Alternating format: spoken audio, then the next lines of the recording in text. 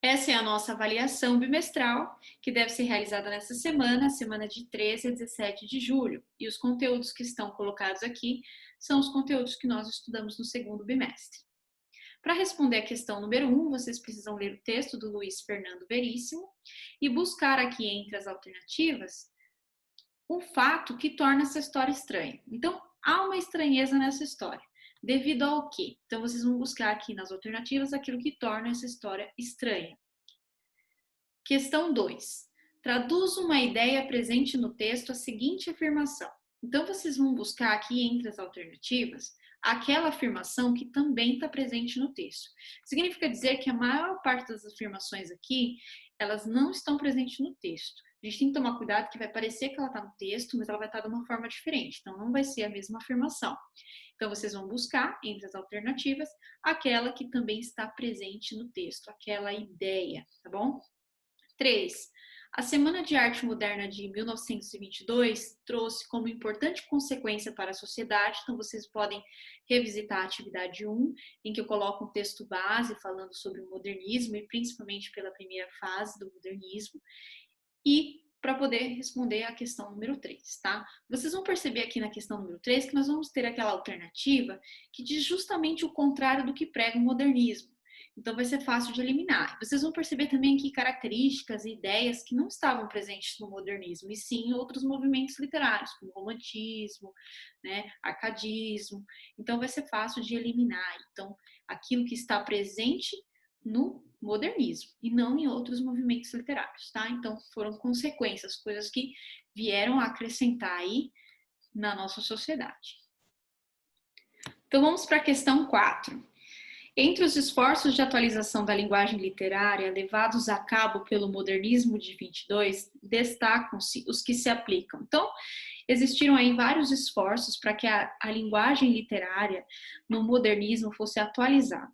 Então, dentre esses esforços, quais são os esforços que se destacaram? Vocês vão buscar aqui entre as alternativas. E é muito interessante observar que vocês vão perceber que realmente há esforços aqui que estão presentes em outros movimentos literários, que não o modernismo. Então, também fica fácil de eliminar. A questão 5, vocês vão ler o texto 1 e o texto 2, tá? E aí vem a pergunta: qual a posição dos dois autores em relação à norma gramatical? Quando eu falo em norma gramatical, estou falando das regras gramaticais, as regras que regem o nosso idioma. Então, qual é a posição dos dois autores com relação a isso? Né? O que eles falam com relação a seguir as regras, a escrever o português corretamente? Tá? Isso vocês vão colocar na 5. Vocês vão perceber que a opinião deles já está colocada no texto 1 do Oswald e no texto 2 do Mário. Questão 6. Aqui tem um trecho do Mário de Andrade e no finalzinho aqui a gente tem a afirmação. Ao expressar-se numa variante de linguagem popular identificada, então eu já estou afirmando aqui que o Mário de Andrade, nesse texto, ele usou a linguagem popular, que é a linguagem informal, aquela linguagem que está despreocupada das regras gramaticais, que não seguem as regras gramaticais. Podem ser tanto na concordância, no uso de vírgulas, tá? Nas expressões que não existem, que são colocadas nas frases. Então, a linguagem popular, ela tem suas várias facetas, tá? Mas ao utilizar aqui a linguagem popular, ele deixou isso evidente. Ele deixou evidente que ele usou a linguagem popular. Então, quando ele usou a linguagem popular, aqui no texto, e vocês vão buscar, então, a alternativa que melhor representa isso. Então, você vai ver, ele usou a linguagem popular porque ele escolheu as palavras como cio, peitaria, vergonha. Ele usou a linguagem popular porque ele escolheu construções do tipo precisas e gentes. Não, ele usou a linguagem popular porque ele repetiu o adjetivo bastante. Ele usou a linguagem popular porque ele colocou aí, empregou a concordância em assim está escrito. E ele usou a linguagem popular porque ele empregou as pontuações. Então, você vai ver qual a alternativa que melhor representa aí o uso da linguagem popular pelo Mário de Andrade. E 7, vocês vão apresentar um argumento para a seguinte tese: é preciso combater o preconceito racial no país.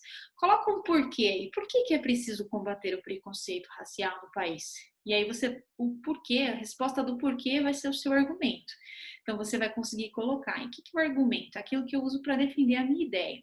Então, vou usar uma outra ideia aí. Se eu dissesse que é preciso legalizar o aborto no Brasil, por que é preciso? O que eu vou usar para que as pessoas também concordem comigo ou que aceitem o meu posicionamento? Aí, se eu dissesse assim, por exemplo, é preciso legalizar o aborto no Brasil para que mulheres não morram em clínicas clandestinas, né? Aí eu posso explicar melhor o meu argumento, né? Porque mesmo com a não legalização, muitas mulheres vão continuar fazendo a prática. Só que com a legalização, nós vamos ter clínicas, né, que estarão aptas para isso e que farão o procedimento com segurança. Então, bem, esse é um argumento que eu estou usando para defender porque que é preciso legalizar o aborto no país.